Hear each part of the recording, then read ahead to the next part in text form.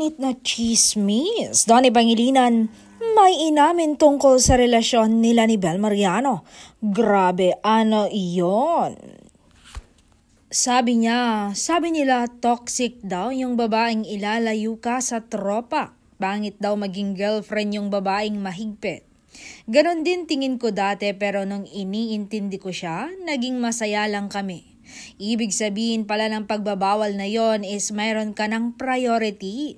Ibig sabihin may mas mahalagang bagay na dapat akong unahin. Matatawag ko ba siyang selfish kung para yun sa relasyon namin? Tsaka choice ko din kung hindi ko siya susundin.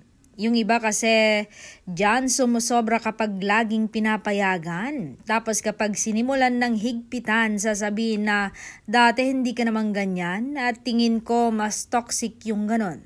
Yung lalaking ayaw na may kahati sa desisyon. Yung lalaking mas priority pa yung ibang bagay kaysa sa sariling relasyon.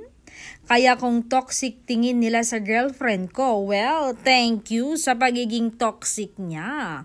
Dahil doon mas sumaya ang relasyon naming dalawa.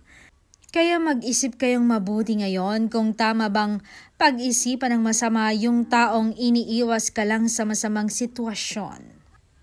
Para sa ikabubuti ng sarili niyong relasyon.